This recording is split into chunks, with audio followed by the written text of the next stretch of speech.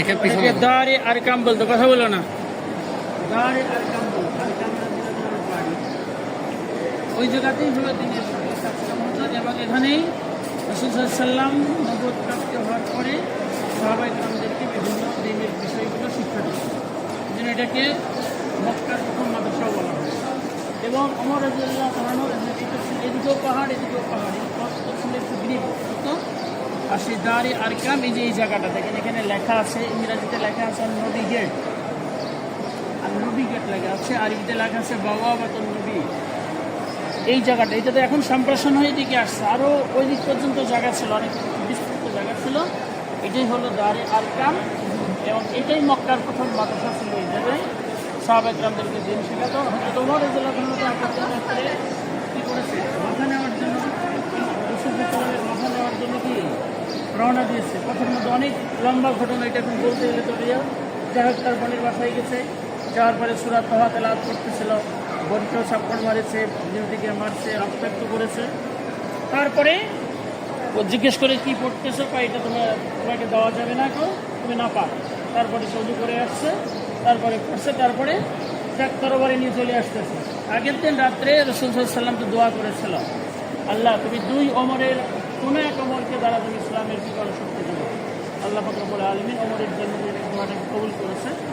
ওমর এবার তরবারি নিয়ে চলে আসতেছে, সাহাবায়ে কেরাম এখানে বসা আছে, বলতেছে ইয়া রাসূলুল্লাহ, ওমরকে তরবারি নিয়ে আসতেছে। রাসূল তো জানি কোথায় কি ঘটনা ঘটে গেছে।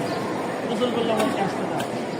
ওমর আসছে, আসার পরে তরবারিটা রেখে রাসূল সাল্লাল্লাহু আলাইহি ওয়াসাল্লামের হাতে কি করেছে, কালিমা পড়ে এখানে ইসলাম গ্রহণ করেছে। ইসলাম গ্রহণ করার পরে ওমর রাদিয়াল্লাহু জিজ্ঞেস করছে যে এবার আমার কী করতে হবে, বা এবার নামাজ আদায় করতে হবে। ইমানের প্রথম কাজ হলো কি নামাজ আদায় করতে হবে। তখন ওমর রাদিয়াল্লাহু জিজ্ঞেস করছে যে ইয়া রাসূলুল্লাহ, নামাজ কোথায় আদায় করে? তো আমরা এখানে আদায় করি।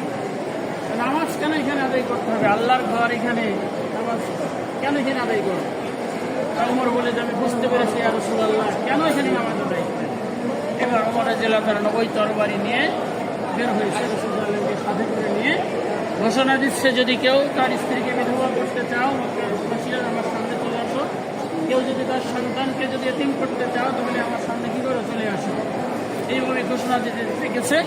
যাওয়ার পরে কী হয়েছে, আজান হয়েছে, আজান দিতে বলছে, এবং রাসূল সাল্লাল্লাহু আলাইহি ওয়াসাল্লামের ইমামতিতে ওমর ইসলাম গ্রহণ করার পরে প্রথম কী করেছে, বাইতুল্লাহতে নামাজ হয়েছে। এইগুলো সেই জায়গাটা হচ্ছে দারে আরকাম, মক্কার প্রথম মাদ্রাসা, ওমর রাদিয়াল্লাহু ইসলাম গ্রহণ করার এই জায়গাটা। এইটা এগুলো আসলে এরকম নমুনা রাখে না। নমুনা হচ্ছে যে এই যে বাওয়াবাতুন নবী, এটা হলো যে আমাদের হাদিস থেকে আমরা করেছি। এই জায়গায় যদি দেখে যে আমরা এখানে কথা বলতেছি, এই হলো দারে আরকাম, মক্কার প্রথম মাদ্রাসা, ওমর